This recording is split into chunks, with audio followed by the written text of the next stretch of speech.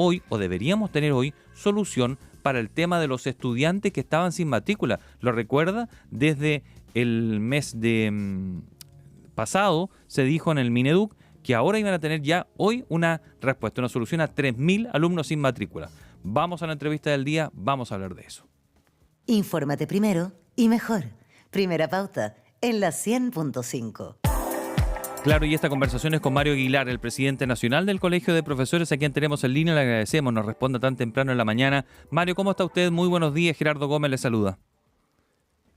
Muy buenos días, Gerardo, gusto saludarle. Igualmente, Mario, oiga, ¿cómo vamos a hablar de varias cosas, de educación y por supuesto donde importa mucho su opinión? ¿Cómo evalúa primero la respuesta del ministro Nicolás Cataldo al caso de esta profesora que se quitó la vida en Antofagasta? Bueno, ese es un caso terrible, terrible, y obviamente nos tiene a todos muy, muy afectados. El ministro ha manifestado también su congoja, se ha comunicado con la familia. En general ha tenido una cercanía con la situación, pero el tema de fondo acá es cómo a futuro evitamos que se vuelva a producir un caso tan terrible como el de la colega Catherine Yoma. Y por lo tanto nosotros lo que creemos que hay que hacer acá, más allá de que obviamente hay que acompañar a la familia y obviamente hay que acompañar a los colegas de Antofagasta que están muy golpeados por todo lo que ha pasado, Claro. y a la comunidad en general,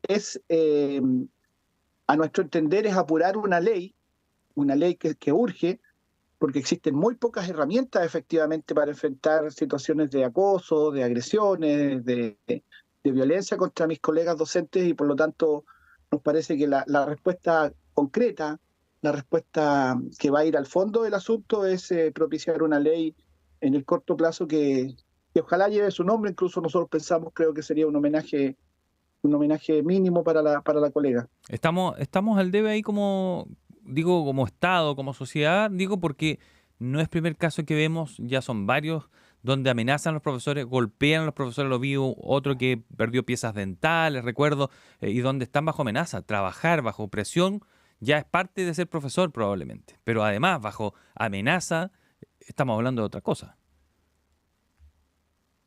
Por cierto que estamos al debe, muy al debe, muy al debe. Este tema se viene denunciando hace tiempo. Yo creo que son años ya que nosotros venimos alertando. Se han sacado algunas medidas, pero han sido absolutamente insuficientes. El tema de fondo obviamente no se va a resolver con una ley, eso lo tenemos claro. Hay una sociedad violenta, Claro. hay una interpelación que nosotros hemos hecho también a la sociedad, a que reflexionemos respecto a qué nos está pasando como país, que ser profesor o profesora hoy día es una profesión de alto riesgo. Imagínense lo que le estoy diciendo, mire lo terrible que suena la frase que estoy diciendo, pero creo que no es exagerada en ningún caso. ¿Cómo hemos llegado a este punto? Ahí hay algo que muy esencial, requiere estudio sociológico, además, probablemente requiere una cosa más profunda. Pero en lo inmediato una ley creemos que es una forma de contener, de evitar la impunidad que existe hoy día.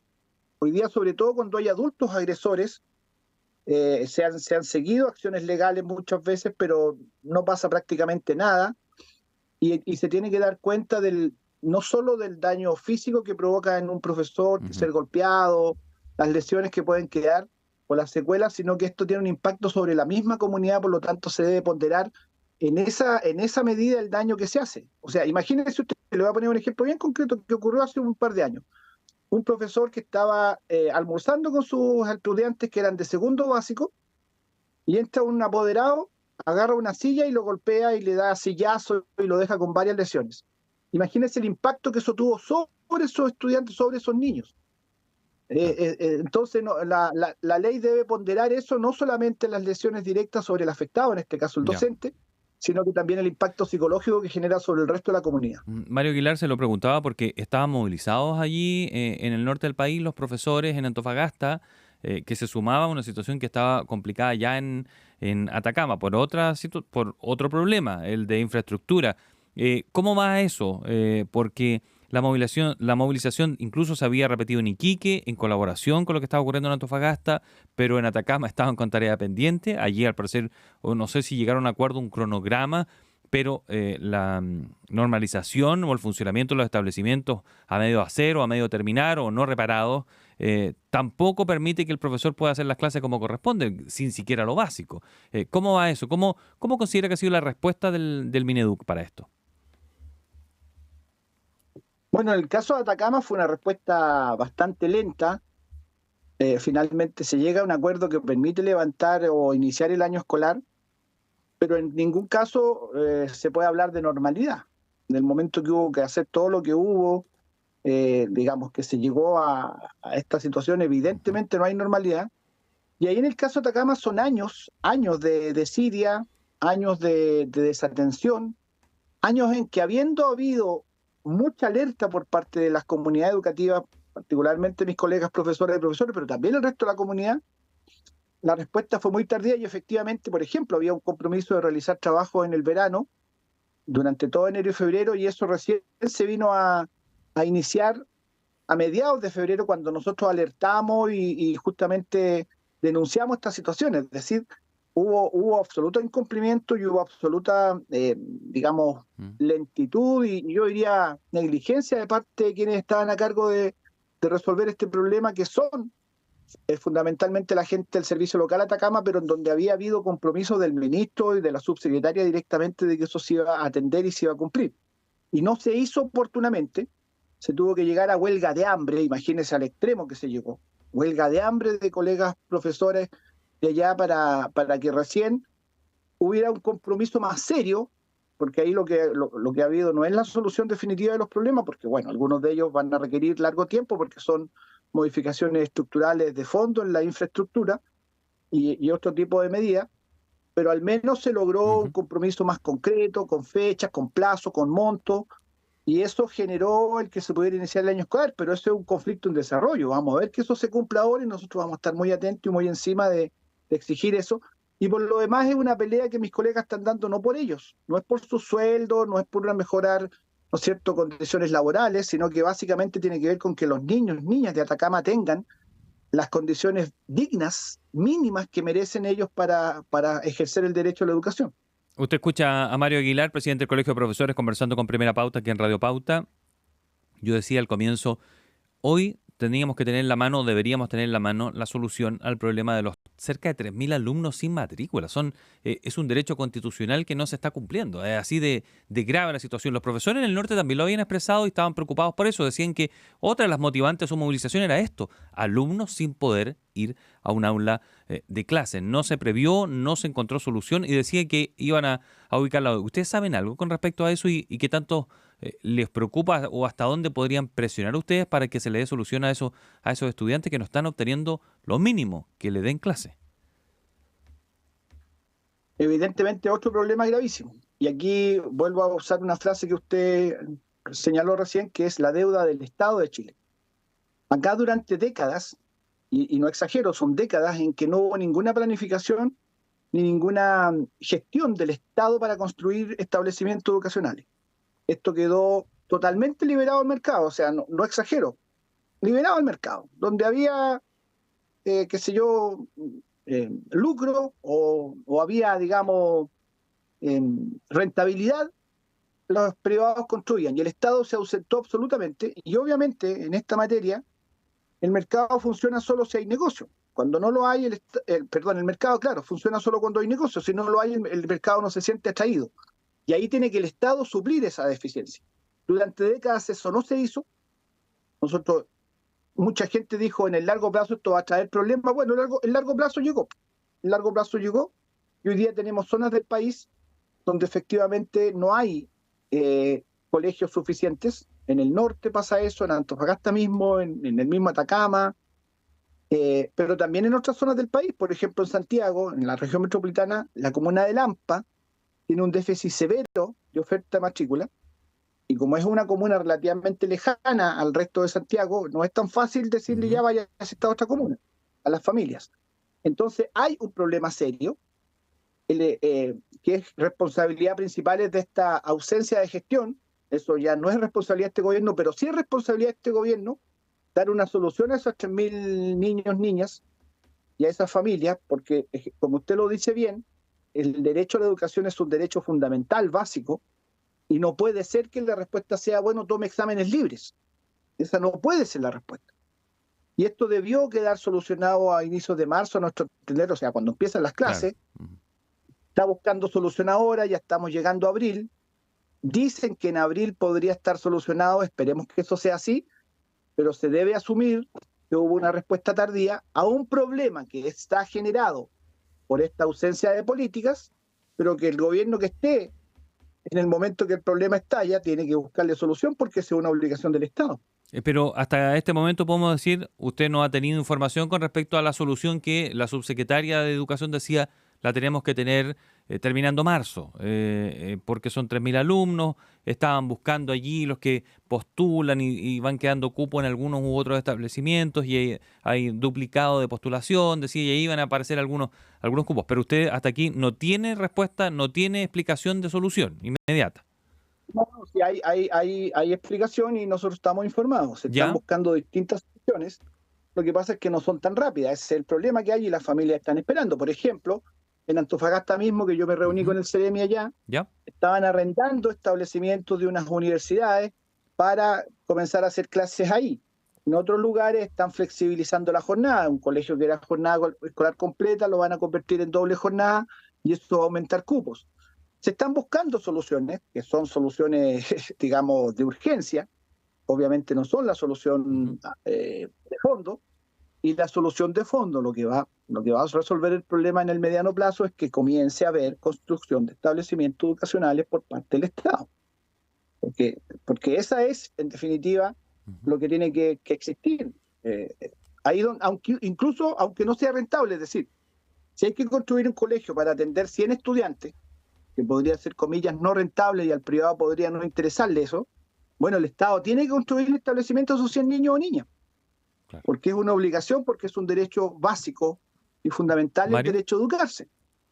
Sí. ¿y qué pasa con respecto a las movilizaciones? Porque ya hemos hablado 3 temas distintos y los 3 han provocado movilizaciones, agresiones, problemas de infraestructura y también las matrículas.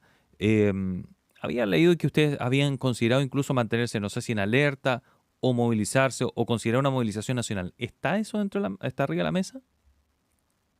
Por supuesto que sí, esa es una herramienta a la cual nosotros nunca vamos a renunciar y de hecho le quiero señalar que para el caso Antofagasta hubo una movilización nacional el día lunes de la semana pasada. Yo viajé a Antofagasta y marché allá hay paro, todavía están en paro porque aún no arreglan el problema de dar garantía a lo que están exigiendo mis colegas, pero en el resto del país también hubo manifestaciones, no fue paro, pero hubo distintas manifestaciones de distinto tipo. Y por supuesto es algo que nosotros en ningún caso descartamos. Por supuesto que no. Tenemos también otros temas más. Tenemos el caso de la deuda histórica, que hay un incumplimiento por parte del gobierno todavía de una promesa que se hizo por parte del presidente. Nos reunimos con él y señaló que iba a cumplir, pero nosotros decimos ver para creer, porque hasta ahora se ha señalado que se va a cumplir, pero no se ha concretado. Entonces sí, nosotros de ninguna manera descartamos. Está el tema más de fondo de los servicios locales, está Atacama, pero no ha habido, que fue el caso más crítico hasta ahora, pero no ha habido un servicio local que haya funcionado adecuadamente. Esto es el nuevo sistema que reemplaza la municipalización como forma de administrar la educación pública y que va gradualmente ingresando los colegios a este nuevo sistema, pero hasta ahora no ha funcionado nada de bien este sistema. Así que hay bastantes razones que nos tienen en alerta y yo no descarto, vamos a buscar dialogar con la autoridad, es lo que vamos a hacer, siempre el paro es el último ratio, no debe ser lo primero, pero obviamente si estos problemas que son muy graves no tienen solución, probablemente vamos a tener que decidir movilizaciones. Ojalá que no, pero no lo podemos descartar de ninguna manera. Mario Aguilar, y ya desde lo más profundo, ¿cómo esperaba usted que fuera esta relación con el Mineduc, con la respuesta que se le diera, la relación y soluciones, cuando hay un ministro del Partido Comunista que probablemente ustedes pensaron que podía ser una cercanía mayor o una entrega de soluciones más adecuadas debido a la forma de pensamiento del ministro? ¿La han sentido así o le ha decepcionado un poco eso? Mire, yo creo que el gobierno en general está al debe en materia de educación. Yo creo que la expectativa que teníamos, yo creo que no solamente nosotros los profesores, la expectativa que teníamos de que un gobierno que se había forjado en sus liderazgos, muchos de sus liderazgos se forjaron al alero de la lucha por la educación, uno suponía y esperaba una prioridad de educación mucho mayor que la que ha tenido. Ya pasó la mitad del gobierno ya y la educación no estuvo en prioridad. Eso es lo real. De hecho, las modificaciones o nuevas leyes o nuevos proyectos hay muy poco en este primer periodo. Y nosotros esperamos que eso cambie. Oye, Y pero lo dijo el presidente. ¿y qué falta? ¿Qué falta? Porque usted dijo, nos prometió la deuda histórica, pero recordemos que de deuda histórica ya se dijo, se ha ido como matizando, suavizando, que va a ser poco a poco, porque no dan los números. ¿Eso le pareció decepcionante? Claro que nos pareció decepcionante, por supuesto que sí. Yo no era presidente cuando se incumplió esos primeros compromisos. Yo asumí recién ahora en enero. Pero hubo un incumplimiento, se dieron fechas, se dijo primero diciembre de 2022 y luego se dijo diciembre de 2023 para enviar un proyecto de ley al Congreso.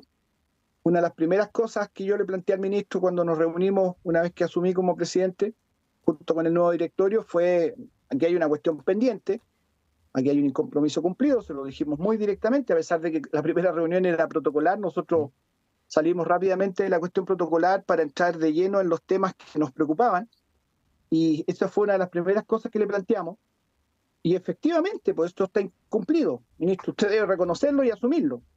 Producto de eso, gestionamos una reunión con el presidente de la República. El presidente de la República ratificó su voluntad de cumplir este compromiso, pero como dije yo a la salida de esa reunión, ver para creer. Nosotros ya con tantas ocasiones en que esto se ha incumplido, no nos basta una mera declaración retórica y nosotros esperamos que esto se concrete, ojalá lo más pronto posible, y decimos lo más pronto posible en los próximos meses, no más allá, pero efectivamente, voy a insistir en el concepto, la educación no ha tenido la prioridad que esperábamos. No han habido hasta ahora grandes cambios. Se partió hablando de un nuevo paradigma en la educación. Miren lo profundo o lo grandilocuente de la frase, y el paradigma no ha cambiado en lo más mínimo, y no solamente no ha cambiado el paradigma, que yo lo entiendo como un cambio muy de fondo, sino que además los problemas siguen ahí sin que hasta ahora se hayan resuelto. Bien. Pero con esto le cierro. El presidente en una reunión hace un mes atrás más o menos con senadores de la Comisión de Educación reconoció esta falta de prioridad y dijo que ahora sí le iban a dar prioridad en esta segunda parte. Ver para creer, nosotros estamos ahí expectantes a ver qué pasa.